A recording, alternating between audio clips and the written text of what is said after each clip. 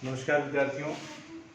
पाचन तंत्र के अंतर्गत हमने पढ़ा मुख गुहा के बारे में। आज हम उससे आगे जो है पढ़ते हैं, आगे के जो अंग हैं उनके बारे में पढ़ते हैं। तो अगला जो ऑर्गन है वो है फेरिंक्स, ग्रसनी। ग्रसनी जो है वो आहार नाल और श्वसन नाल का एक कॉमन मार्ग है, यानी दोनों का एक क्रॉस मार्ग होता है। किस प्रकार से भी देखते हैं हम। देखिए ये इस प्रकार से जो है वो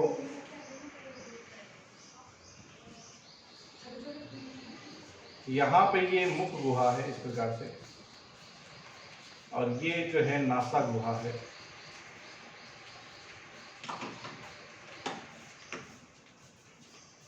ये नासा गुहा, इन दोनों के मध्य जो ये भाग पाया जा रहा है ये क्या है, तालु। ये पार्ट क्या है, तालु।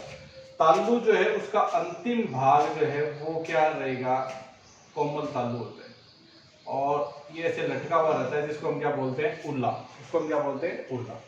ये जो है अंतः नासा छिद्र होते हैं, दो होंगे, दोनों नासा छिद्र होंगे। जैसे बाह्य नासा छिद्र है ऐसे ही अंतः नासा छिद्र। यहाँ का जो ये जो पार्ट है, ये इस प्रकार का ये पार्ट है जो थोड़ा सा ऐसे त्रिकोणाकार सा होगा, कीपनुमा सा पार्ट होगा।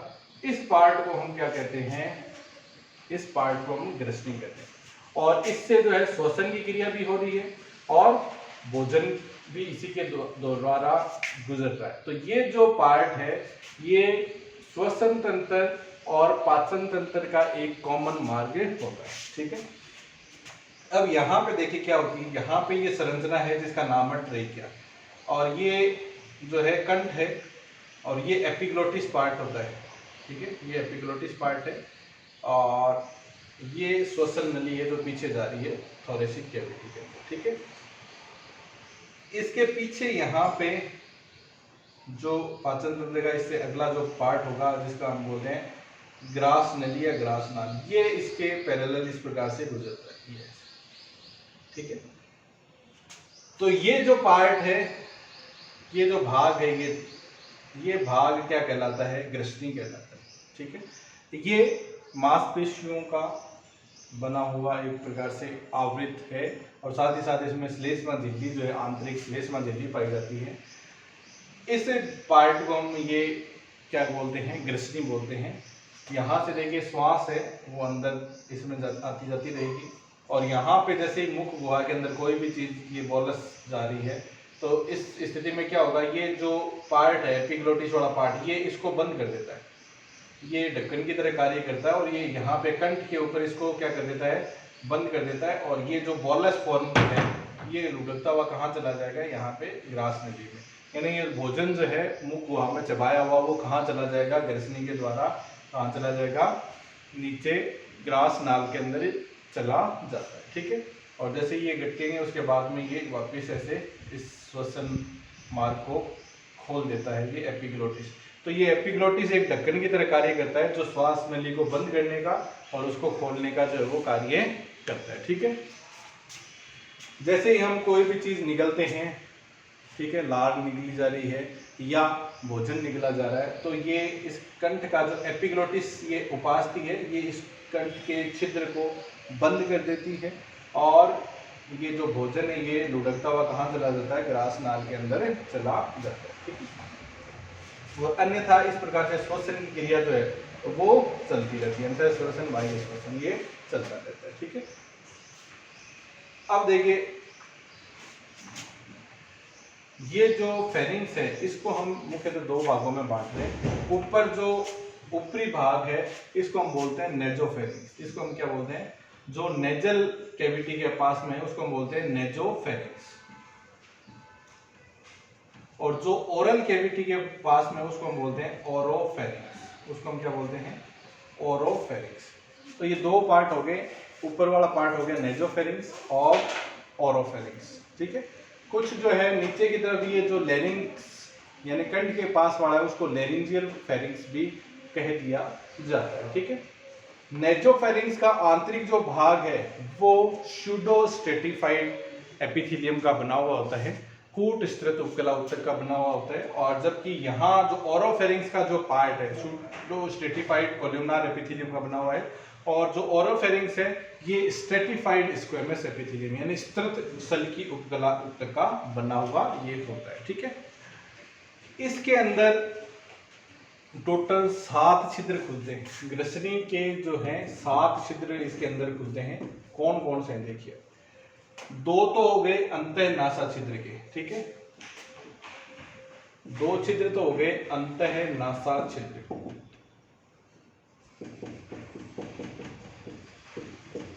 एक हो गया ये किसका, मुख गुहा का छिद्र, मुख गुहा का छिद्र। एक हो गया ये ट्रेकिया का छिद्र, श्वास नली का छिद्र, श्वास नली का छिद्र। एक हो गया ये ग्रास नाल का छिद्र।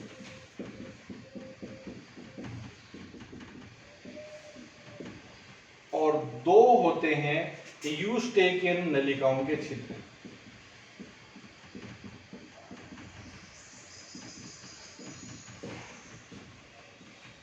ये यूस्टेकियन नलिकाएं क्या होती हैं, ये यूस्टेकियन नलिका जो है कान से आती है और यहाँ पे जो ग्रसनी के ऊपरी जो छत है उसके पार्श्वों में दोनों दिशाओं में ये आके खुलती है। ठीक है, और ये यूस्टेकियन नलिका क्या है कि जो ईयर पिन्ना है उसके दोनों तरफ दबाव को प्रॉपर बनाए रखने में ये जो है सहायक होती है। ठीक है, ईयर पिन्ना के दोनों तरफ दबाव को प्रॉपर बनाए रखने में ये सहायक होती है। तो ये 7 छिद्र हो गए, 2 3 4 5 6 7, ये 7 छिद्र होते हैं जो कि ग्रसनी के अंदर खुलते हैं। ठीक है, तो ये मुख्य मोटा मोटी आपको बात ध्यान में रखनी है। ग्रसनी जो है वो श्वसन तंत्र तथा पाचन तंत्र का एक कॉमन मार्ग है। कॉमन से तात्पर्य क्या है कि इसके द्वारा यानी श्वसन की क्रिया भी यानी श्वास भी इसके अंदर से गुजरता है और साथ ही साथ भोजन भी यहाँ से होकर गुजरता है। ठीक है, ये एक कीपनुमा स्ट्रक्चर यानी ऊपर से थोड़ी चौड़ी नीचे जाते जाते यहाँ पे ऐसे सक्रिय हो जाएगी, ऐसी स्ट्रक्चर है ऐसी। ठीक है, और ऊपरी जो पार्ट है जो नेजोफेरिंक्स कहलाता है, निचला पार्ट क्या कहलाता है, ओरोफेरिंक्स कहलाता है। ठीक है, और नीचे नीचे नलिकाकार पार्ट होगा उसको लेरिंजियोफेरिंक्स हमें कहते हैं। ठीक है, नेजोफेरिंक्स है वो उसका आंतरिक जो स्तर है वो बना हुआ होता है स्यूडो स्ट्रेटिफाइड, यानी ये श्वसन तंत्र में नासा गुहार ये जैसे इसकी तरफ का जो कोमल तालु का ऊपर पार्ट ये स्यूडो स्ट्रेटिफाइड कॉलमनार एपिथेलियम का बना हुआ होता है। और ओरोफेरिंक्स का जो पार्ट है वो स्ट्रेटिफाइड स्क्वेमस एपिथेलियम स्तृत सल की उपकला तक का ये बना हुआ होता है। ठीक है, इसमें टोटल ये 7 छिद्र खुलते हैं, 2 तो अंतःनासा छिद्र होते हैं, एक मुख गुहा का छिद्र है, एक श्वास नलिका का छिद्र होता है, एक ग्रासनाल का छिद्र होता है और 2 होते हैं यूस्टेकियन नलिकाओं के छिद्र। तो ये आपको ध्यान में रखना है। ठीक है, अब हम अगला जो ग्रसनी से आगे जो ये नली स्टार्ट हो रही है पाचन तंत्र की जिसको हम क्या बोलते हैं, ग्रासनाल, इसके बारे में पढ़ते हैं।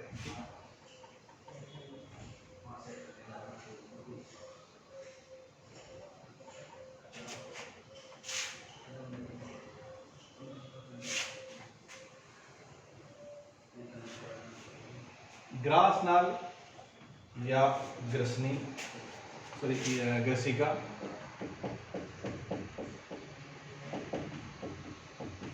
जिसको हम बोलते हैं इसोफेगस।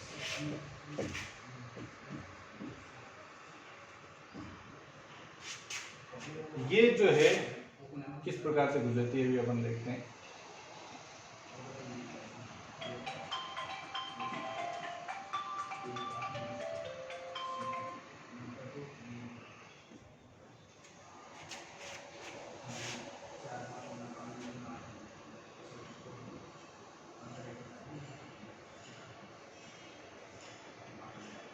जैसे ये गोवंश की हम चर्चा करें तो यहाँ पे ये मुख गुहा हो गई, ग्रसनी हो गई और ये श्वसन नलिका होती है। ये श्वसन नलिका इस प्रकार से यहाँ थोरेसिक कैविटी में ये 2 भागों में डिवाइड हो जाएगी। ठीक है, और दोनों लंग्स की तरफ से दी जाती है। इसके बिल्कुल ऊपर और पैरेलली ये इसोफेगस चलती है और ये इसोफेगस यहाँ पे जैसे ये डायफ्राम होता है उसके एक छिद्र के द्वारा ये फिर आके और स्टोमक में खुलती है। और जैसे ये गाय जो है रूमिनेंट एनिमल है, तो इसमें स्टोमक जो है उसके 4 पार्ट होते हैं, रूमन, रेटिकुलम और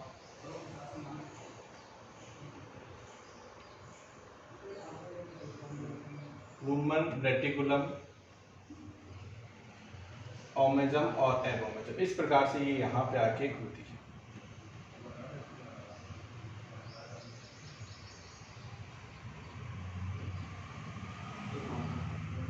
ठीक है, तो जो ग्रसनी है, सॉरी ग्रासनाल जो है वो लगभग 3 से 3.5 फीट लंबाई होती है और ये पहले तो वक्ष गुहा से गुजरती है और फिर डायफ्राम में एक छिद्र के द्वारा गुजरती हुई ये फिर आमाशय में आके यहाँ पे खुलती है। ठीक है, तो ये नलिकाकार पार्ट है और इसकी भित्ति में भी वही 4 परतें हैं, म्यूकोसा, सब म्यूकोसा, मस्कुलरिस और ट्यूनिका एडवेंटिशिया। ठीक है, ये 4 पार्ट होते हैं और लगभग 3.5 फीट के लगभग ये लंबाई होती है और 2 इंच के लगभग इसका व्यास होता है और ये पहले वक्ष गुहा से और फिर उदर गुहा से यहाँ से ये गुजरती है। ठीक है, और यहाँ जाके ये स्टोमक में खुलती है। अब देखिए यहाँ पे कुछ ये गुहाएं हैं, उनके बारे में हम चर्चा कर लेते हैं। तो शरीर की जो बड़ी गुहाएं हैं, गुहा का मतलब क्या है, एक जो कमरे नुमा एक प्रकार से संरचना है, एक जो बाह्य जो भित्तियों से घिरी हुई रहती है, उस संरचना को हम क्या बोल रहे हैं, गुहा बोल रहे हैं। ठीक है, तो ये जो मुख्यतः 3 गुहाएं हैं, ये जो भाग है ये भाग कहलाता है थोरेसिक कैविटी, वक्ष गुहा, थोरेसिक कैविटी, थोरेसिक कैविटी वक्ष गुहा।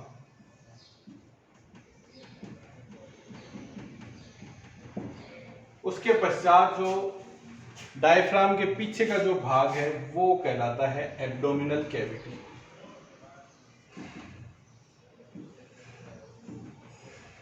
उदर गुहा। और ये देखो ये जो पार्ट है यहाँ पे इस प्रकार का एक पार्ट होगा, ये कहलाता है pelvic cavity, pelvic cavity, pelvic गुहा।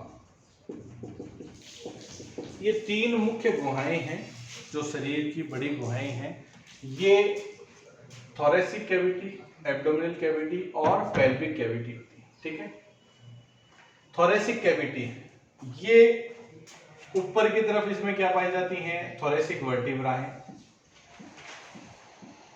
ठीक है, थोरेसिक कैविटी की जो छत का निर्माण है वो थोरेसिक वर्टिब्रा से किया जाता है। इसकी जो पार्श्व भित्तियां हैं वो किससे बनी होती है, यहाँ पे क्या पाई जाती हैं, पसलियां। क्या पाई जाती है यहाँ पे, पसलियां। पार्श्व दिशाओं के अंदर क्या होती हैं, इसके पसलियां होती हैं। ठीक है, और नीचे फर्श पे क्या होता है, स्टर्नम। नीचे क्या होता है, स्टर्नम। नीचे क्या होता है, स्टर्नम। और यहाँ पे जो लंग्स और मुख्य जो वाइटल ऑर्गन है आपका हार्ट, ये इसके अंदर पाए जाते हैं। और गुहा के अंदर ये बाह्य जो अस्थियों का ढांचा है ये आंतरिक अंगों की सुरक्षा करने का कार्य करता है। यदि कोई चोट लगती है तो पसलियों पे यहाँ पे ही लग के रह जाएगी, अंदर जो हार्ट के ऊपर या लंग्स के ऊपर चोट नहीं पहुँचती है। यदि ज़्यादा बड़ी ट्रॉमा होती है तभी वहाँ पे चोट पहुँचेगी, अन्यथा इनके द्वारा इनको प्रोटेक्ट किया जाता है, उनकी सुरक्षा की जाती है। ठीक है, ये थोरेसिक कैविटी और एब्डोमिनल कैविटी के बीच में यहाँ पे एक पट्टनुमा संरचना पाई जाती है जिसको हम बोलते हैं डायफ्राम। डायफ्राम ये एक झिल्ली नुमा, एक मोटी भित्ति नुमा संरचना है, भित्ति सी होती है जो दोनों को एक दूसरे से पृथक करती रहती है। एक पर्दा सा ऐसे मान के चलो, एक पट है जो इन दोनों को पृथक किया हुआ रहता है, ठीक है। और ये पूरा एकदम फैला हुआ रहता है। इसमें सिर्फ और सिर्फ 3 जो छिद्र होते हैं, 3 किसके लिए होता है, एक तो इसोफेगस के लिए होगा, एक जो आपके पीछे एओर्टा जाएगा, एब्डोमिनल एओर्टा गुजरेगा, थोरेसिक एओर्टा, यानी जो महाधमनी गुजरती है उसके लिए होता है, और एक जो छिद्र होगा वो होगा किसके लिए, महाशिरा के लिए, ठीक है। ये 3 छिद्र जो है वो मुख्यतः इसमें पाए जाते हैं। महाशिरा का छिद्र नीचे हुआ, 3 छिद्र होते हैं, एक तो ईसोफेगस के लिए, महाधमनी के लिए और महाशिरा के लिए, 3 सिरे होते हैं। अन्यथा ये एक पटनुमा संरचना है, एक मोटी भित्तिनुमा संरचना है जो उदर गुहा और वक्ष गुहा को एक दूसरे से पृथक किए हुए रहती है, ठीक। अब हम बात करें उदर गुहा की। उदर गुहा जो है, इसमें जो कौन कौन से ऑर्गन्स होते हैं, इसमें मुख्यतः आमाशय है, आपके आंत है, और आंत में मुख्यतः छोटी आंत होगी, इसके अलावा लीवर हो गया, पैनक्रियाज हो गया, ठीक है, स्प्लीन होगी, किडनीज होगी, ये इसके अंदर मुख्यतः स्थित होते हैं। और इसका जो छत है, इसकी जो छत है वो मुख्यतः किससे बनाई जाती है, जो लंबार वर्टिब्रा है, ठीक है, उन लंबार वर्टिब्राओं के द्वारा इसकी छत का निर्माण किया जाता है। पार्श्व दिशाओं में ट्रांसवर्स एंड ऑब्लिक जो मसल्स होती हैं उनके द्वारा जो उदरीय मांसपेशियां होती हैं, तिरछी और मांसपेशियों के द्वारा, और नीचे की तरफ भी क्या है, मस्कुलर लेयर ही होती है। इसमें यहाँ पे एक झिल्ली, सीरस झिल्ली होती है जो इसको चारों तरफ से घेरे हुए रहती है। उस सीरस झिल्ली का नाम क्या है, पेरिटोनियम। ये नाम ध्यान रखना आपको, पेरिटोनियम। ये जो झिल्ली है ये उदर गुहा में चारों तरफ इस उदर गुहा को घेरे हुए रहती है। एक सीरस झिल्ली है जिसको हम पेरिटोनियम कहते हैं।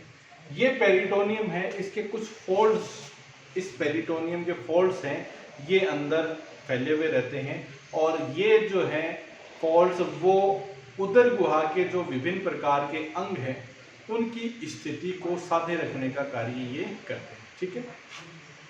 ये अलग अलग उनका जो नामकरण है वो हम देखेंगे कि जैसे आमाशय को जो घेरे हुए पेरिटोनियम का फोल्ड होता है उसको हम बोलते हैं ओमेंटम। क्या बोलते हैं, ओमेंटम। और आंत को जो घेरे हुए पेरिटोनियम का फोल्ड होता है उसको हम बोलते हैं मिजेंटर। ये पाचन तंत्र से संबंधित है, दो इसलिए ध्यान रखने आपको। आमाशय को घेरे हुए ये फोल्ड क्या काम करते हैं भाई, अब जैसे कोई भी कमरा है उसके अंदर कोई भी वस्तु है, वो ऐसे तो है नहीं कि भाई फुल्ली ऐसे पड़ी रहेगी, उसके अंदर उसको कहीं ना कहीं हम फिक्स करेंगे आसपास की जगहों से, ठीक है। या तो उसको धरातल पे रखते हैं तो भाई ग्रेविटी की वजह से वो नीचे फिक्स है, अन्यथा अगर मान लो ग्रेविटी नहीं हो तो वो उसके अंदर इधर उधर घूमती रहेगी। ऐसी स्थिति में उसको साइड से फिक्स किया जाता है, ठीक है। और उसको फिक्स करने के लिए जैसे हम अपने रूम है उसके अंदर पंखा है, पंखे को ऊपर से लटकाते ही हैं किसी भी वस्तु के द्वारा, तो वो जो डंडी है वो लटका रहे हैं वो एक प्रकार से क्या है, पेरिटोनियल फोल्ड मान सकते हो आप। उसके द्वारा उसकी स्थिति जो है वो उस उदर गुहा में, उस कमरे में पंखे की स्थिति बनी रहती है। ऐसे ही उदर गुहा में विभिन्न अंगों की स्थिति को साधे रखने के लिए पेरिटोनियम के कुछ फोल्ड्स होते हैं जो उसकी स्थिति को साधे हुए रखते हैं। और उन पेरिटोनियम फोल्ड्स का अलग अलग अंगों के आधार पर अलग अलग नाम जो है वो उनका होता है। और ये जैसे आमाशय के लिए क्या कहलाता है, ओमेंटम। उन झिल्लियों को हम क्या बोलते हैं, ओमेंटम कहते हैं। आंत्र जो होता है उन झिल्लियों को हम, आंत की झिल्लियों को हम क्या बोलते हैं, मिजेंट्री कहते हैं, ठीक है। तो ये उदर गुहा हो गई। उदर गुहा में आपको ये ध्यान रखना है कि विभिन्न जो अंग हैं, जो पाचन तंत्र से संबंधित महत्वपूर्ण अंग है, आहार नाल के अंग हैं, वो रहते हैं मुख्यतः। इसके अलावा किडनीज रहती हैं। एक जो इम्पोर्टेंट बात आपको उदर गुहा के बारे में ध्यान रखनी है, पेरिटोनियम। इसको चारों तरफ जो झिल्ली होती है, सीरस मेम्ब्रेन होती है, उसको हम क्या बोलते हैं, पेरिटोनियम। ये पेरिटोनियम आंतरिक जो अंग हैं उनको साधे रखने का कार्य करती है। इसके जो फोल्ड्स निकलते हैं वो उदर गुहा के जो विभिन्न अंग हैं उनकी स्थिति को बनाए रखने में सहायक होते हैं। और उनके लिए विभिन्न अलग अलग नाम हैं, जैसे कि आमाशय के लिए इसको ओमेंटम कहा जाता है, आंत्र के लिए उन पेरिटोनियल फोल्ड को क्या कहा जाता है, मिजेंट्री कहा जाता है, ठीक है। तो ये उदर गुहा हो गया। उदर गुहा के पीछे यहाँ ये जो एक कैविटी है, इस कैविटी का नाम क्या है? Pelvic cavity. इस पेल्विक कैविटी का नाम क्या होता है? Pelvic cavity. ये जो गुहा है उसको हमने क्या कहा है? पेल्विक गुहा। इस पेल्विक गुहा की जो छत है उसका निर्माण सैक्रम तथा प्रथम 2 या 3 कॉक्सिजियल वर्टिब्रा के किया जाता है। पार्श्व दीवारें हैं वो जो इसकी पेल्विक बोन्स है इलियम और इस्चियम से बनी होती हैं, और जो इसकी फर्श का निर्माण है वो फर्श का निर्माण प्यूबिस और इस्चियम अस्थियों के द्वारा किया जाता है। साथ ही साथ पार्श्व दीवारों में सैक्रोसिएटिक लिगामेंट्स भी होते हैं, और इस गुहा के अंदर मुख्यतः जो जननांग होते हैं, मादा जनन अंग हैं, वो स्थित होते हैं। इसके अलावा जो उत्सर्जन तंत्र के जो हैं अंग, जिसमें मुख्यतः यूरिनरी ब्लैडर है, वो मुख्यतः इसमें स्थित होता है। ये जो अंग है वो इसके अंदर पाए जाते हैं। साथ ही साथ जो लार्ज इंटेस्टाइन है उसमें जैसे हम बात करें जो रेक्टम है वो इसके अंदर जो है वो स्थित होता है। ठीक है, तो ये 3 गुहाएं हैं, पेल्विक गुहा और जो उदर गुहा है उसके बीच में ये जो पेल्विक गुहा का आंतरिक जो भाग है उसको हम बोलते हैं पेल्विक इनलेट। ये क्या कहलाता है? Pelvic inlet. इनलेट यानी अंदर वाला, अंदर की तरफ का जो घेरा है उसको हम क्या बोलते हैं? Pelvic inlet. और इधर जो ये जो घेरा सा रहेगा इसको हम बोलेंगे पेल्विक आउटलेट। इसको हम क्या बोलेंगे? Pelvic outlet. ठीक है, तो ये पेल्विक इनलेट है उदर गुहा, और पेल्विक गुहा के बीच में ये पेल्विक इनलेट जो है वो स्थित होता है। ठीक, तो ये 3 गुहाएं हैं मुख्यतः, थोरेसिक कैविटी, दूसरी है एब्डोमिनल कैविटी और तीसरी है पेल्विक कैविटी। ये 3 मुख्य गुहाएं हैं जो आपके जो शरीर के अंदर 3 ये मुख्य गुहाएं, जो बड़ी गुहाएं हैं जिनके अंदर विभिन्न प्रकार के ऑर्गन्स जो हैं वो पाए जाते हैं।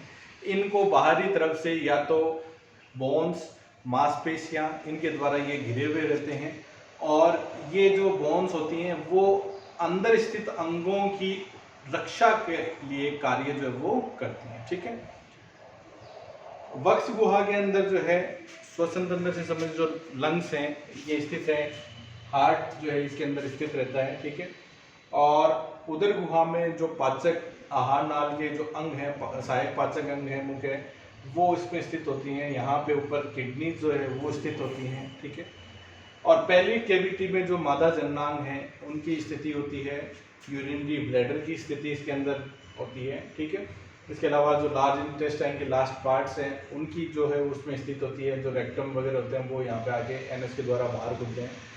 ये विभिन्न अंगों की, इनमें विभिन्न जो अंग है उनकी स्थिति होती है। और उदर गुहा को जो घेरे हुए जो झिल्ली होती है, सीरस झिल्ली है, उसका नाम क्या है? पेरिटोनियम है।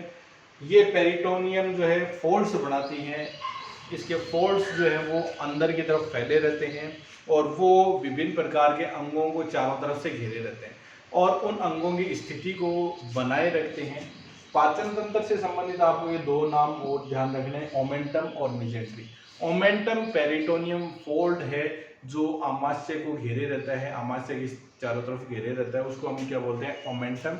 और मिजेंट्री पेरिटोनियम फोल्ड है जो आंत्र को चारों तरफ से घेरे हुए रहती है। ठीक है, तो ये बातें आपको ध्यान में रखनी है। ठीक है, ईसोफेगस जो है वो यहाँ ग्रसनी से शुरू होती है और गर्दन से होती हुई फिर वक्ष गुहा में आती है, और वक्ष गुहा के बाद में ये डायफ्राम के छेद के द्वारा, ठीक है, निकलती हुई और फिर उदर गुहा में प्रविष्ट करती है, और उदर गुहा में ये कहाँ जाके खुलती है? आमाशय के अंदर जाके खुलती है। रुमाली पशु होते हैं उनमें रुमन के अंदर ये मुख्यतः वहाँ पे रुमन और रेटिकुलम का जो फोल्ड होता है वहाँ पे ये जाके खुलती है। ठीक है, तो ये भी एक नलिकाकार नली, ग्रास नाल, नाम से स्पष्ट है, ग्रास नाल नलिका है, और ये लगभग 3.5 फीट तक लंबी होती है, और इसका व्यास जो है वो लगभग 2 इंच हो सकता है। इसकी जो बाह्य भित्ति है उसमें वही 4 स्तर हैं, म्यूकोसा, सब म्यूकोसा, ट्यूनिका मस्कुलरी, और चौथा पार्ट है ट्यूनिका एडवेंटिशिया। ये इसके 4 जो हैं इसकी भित्ति के अंदर ये 4 स्तर होते हैं और इसका व्यास लगभग 2 इंच व्यास होता है और ये जो है लगभग गोवंश में अपन बात करें 3.5 फीट लंबाई की ये होती है। ठीक है, और ये ग्रसनी से शुरू होकर कहाँ जाती है, ग्रास नाल में, सॉरी अमाशय में जाके खुलती है। अमाशय में इसका जो छिद्र है वो क्या कहलाता है, कार्डिया कहलाता है। क्या कहलाता है, कार्डिया। अमाशय में जो इसका छिद्र है वो कहलाता है कार्डिया कहलाता है। ठीक है, तो ये विभिन्न जो गुहाएं हैं उनके बारे में जाना और हमने ग्रसनी और ग्रास नाल के बारे में देखा।